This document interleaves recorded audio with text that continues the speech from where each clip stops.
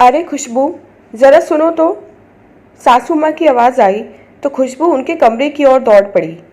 वहाँ जाकर देखा तो उसकी सास सीमा जी अपनी बेटी यानी कि खुशबू की ननद नेहा से फ़ोन पर बात कर रही थीं। कुछ ही मिनटों बाद उन्होंने फ़ोन काट दिया और बड़ी खुशी खुशी खुशबू को बताने लगी कि तेरी नंद दोबारा माँ बनने वाली है। ये सुनते ही खुशबू बहुत खुश हो जाती है क्योंकि नेहा उसकी इकलौती ननद थी और वह उनसे बहुत प्यार भी करती थी। उसकी ननद उसके पति से बस 3 साल ही बड़ी थी, इसलिए खुशबू और नेहा की खूब जमती थी। और आज ये खबर सुनकर तो खुशबू और भी खुश हो गई क्योंकि नेहा का बेटा 8 साल का हो चुका था और वह कब से चाह रही थी कि वह एक बच्चा और कर ले जिससे आर्यन को भी किसी की कंपनी मिल सके। शाम को उसने खुद फ़ोन मिलाकर नेहा को मुबारकबाद दी। नेहा भी बहुत ही खुश थी। उसकी ससुराल में सास ससुर कोई नहीं था, जेठ जेठानी वगैरह सब दूर दूर रहते थे। नेहा अपने पति विक्रम और बेटे आर्यन के साथ ससुराल से अलग रहती थी। यूं भी उससे भरे पूरे ससुराल में काम होता ही नहीं था। जब तक सास रही तब तक तो वहाँ रहना उनकी मजबूरी थी, लेकिन सास के मरते ही नेहा और इधर से सीमा जी ने विक्रम जीजू पर दबाव बनाना शुरू कर दिया कि अब अलग हो जाओ। और बिना माँ बाप वाले जीजू को सास की सीख ऐसी लगती थी जैसे पत्थर की लकीर हो, तो उन्होंने 1 साल के अंदर अंदर ही अपना बिजनेस दूसरे शहर में जमा लिया।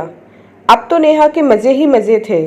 जब चाहे अपने बेटे को लेकर मायके चली आती थी, न कोई रोकने वाला न कोई टोकने वाला।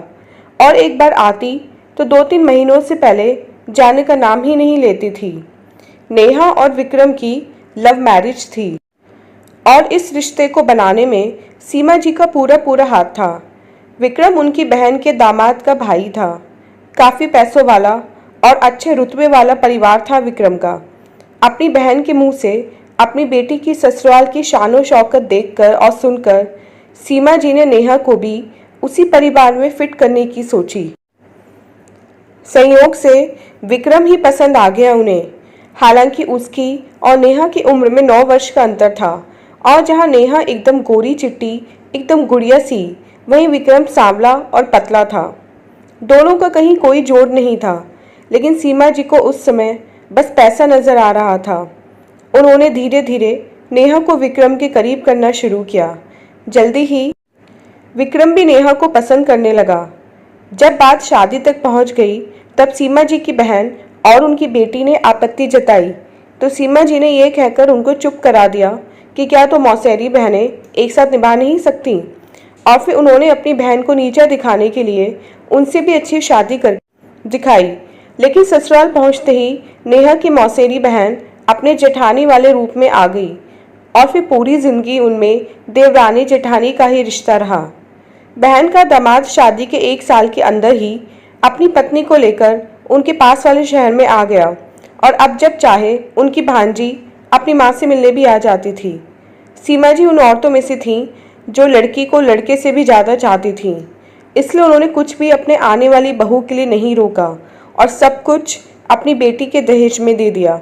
उनको उम्मीद थी कि इतना दहेज लेकर जाएगी तो न केवल उनकी बेटी ससुराल में अपनी जेठानी से ज़्यादा पूजी जाएगी, बल्कि वे जैसे चाहे अपने दामाद को भी कंट्रोल में रख सकेगी। लेकिन उनका दामाद अपने माता पिता का भक्त था। अपने बड़े भाई के जैसे वह अपने शहर छोड़कर अपने ससुराल के पास आकर नहीं बसा। सीमा जी को जिंदगी भर यही गम खाता रहा कि उनकी बेटी उनसे इतनी दूर है, लेकिन ये दूरी भी बेटी के सास ससुर के जिंदा होने तक रही। अब अलग रहते ही वो जब चाहे मायके चली आती थी। बेटा छोटा था तो स्कूल की भी चिंता नहीं थी। नेहा वैसे तो खुशबू पर बहुत प्यार लुटाती थी क्योंकि उसको ये पता था कि उसका भाई भाभी पर जान छिड़कता है। खुशबू को याद है कि जब वो गर्भवती हुई थी तो अपने पति की बात सबसे पहले उसने अपनी सास और ननद को ये खबर सुनाई थी, लेकिन दोनों को ये खबर सुनते ही जैसे सदमा लग गया था। उसकी ननद ने तो उससे 2-3 बार टेस्ट करने को कहा और पूरी तरह निश्चित होने के बाद ही मानी। खुशबू अपने घर में इकलौती थी, जो कुछ था उसका ही था। उसके घर वाले उसको एक से एक ड्रेसेस ज्वेलरी भिजवाते। खुशबू बड़े शौक से सास को दिखाती और सास किसी न किसी बहाने से उनमें से कुछ न कुछ सामान नेहा को ज़रूर दिलवा देती, लेकिन खुशबू ने कभी भी इस बात का बुरा नहीं माना था। कुकर की सीटी बजते ही खुशबू अतीत से वर्तमान में आ गई। दोपहर का खाना परोसकर वह सास के पास ही अपनी प्लेट लेकर बैठ गई। सास उसको बताने लगी कि नेहा की तबीयत इन दिनों बहुत खराब रहने लगी है और उसे तीसरा महीना लग चुका है। वे सोच रही है कि डिलीवरी के लिए वहीं चले जाएं, क्योंकि कोई और तो है नहीं वहाँ उसकी देखभाल करने वाला, और यहाँ वह आ नहीं सकती क्योंकि उसके बेटे के स्कूल हैं। खुशबू को भी ये विचार सही ही लगा। अभी वह खाना खत्म करके उठी ही थी कि उसे जोर से चक्कर आ गए। अपना शक दूर करने के लिए उसने टेस्ट किया तो वह पॉजिटिव निकला। खुशबू की खुशी का ठिकाना नहीं रहा, क्योंकि उसका अपना बेटा भी 3 साल का हो चुका था और अब वह दूसरे बच्चे की प्लानिंग कर रही थी। सच, घर में 2-2 खुशखबरी आने वाली थी। उसने तुरंत ये बात अपनी सास को बताई। सुनते ही वह खुश हो गई। अब पता नहीं सच में खुश हुई या दिखावा कर रही थी, ये तो वही जाने। अपने घर में फ़ोन मिलाने के बाद खुशबू ने नेहा को फ़ोन मिलाया और उसे खुशखबरी दी तो वो बोली, अरे इतनी भी क्या जल्दी थी बच्चा करने की, पहले मेरे ही हो जाने देती, तू बाद में ही कर लेती। खुशबू फ़ोन हाथ में लिए अवाक खड़ी रह गई। ये क्या बात हुई भला? अब ये भी क्या खुद के हाथ में होता है कि जब जी चाहे प्रेग्नेंट हो जाओ?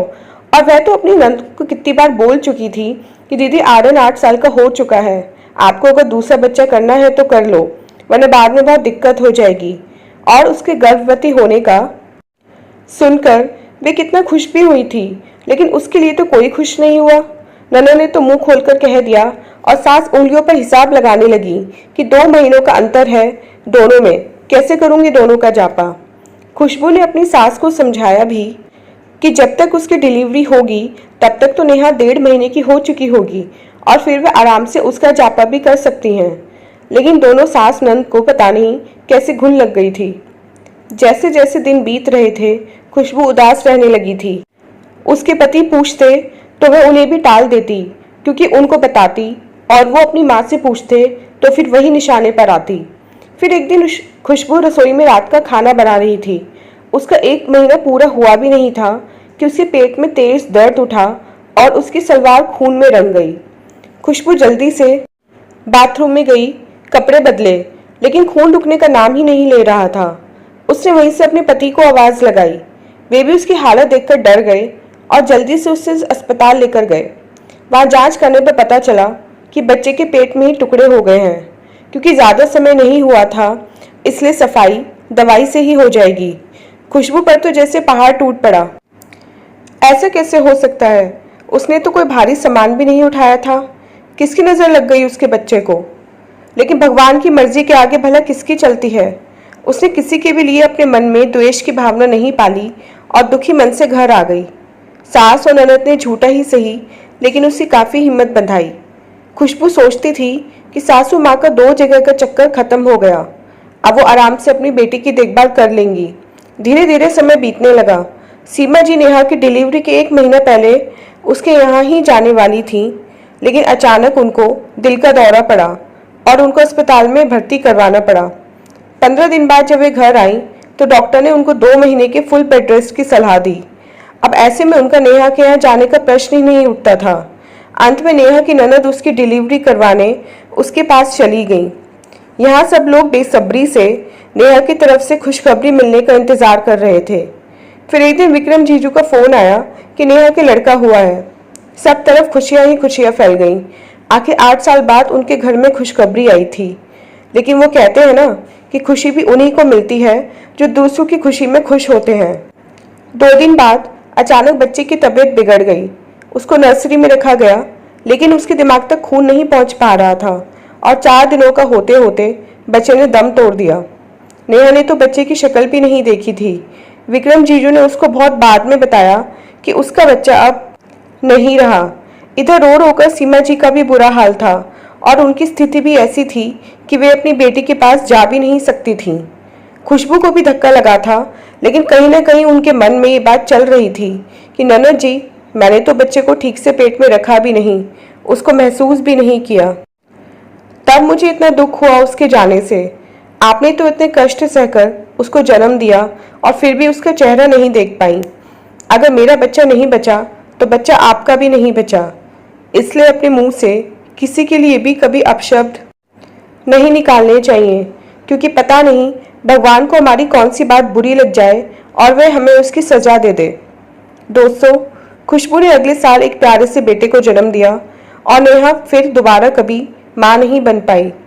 खुशबू ने कभी ये बात अपनी सास ननद को जताई नहीं कि उसके मन को कितनी पीड़ा पहुंची थी इन शब्दों से, लेकिन ईश्वर के प्रति उसकी आस्था और बढ़ गई थी।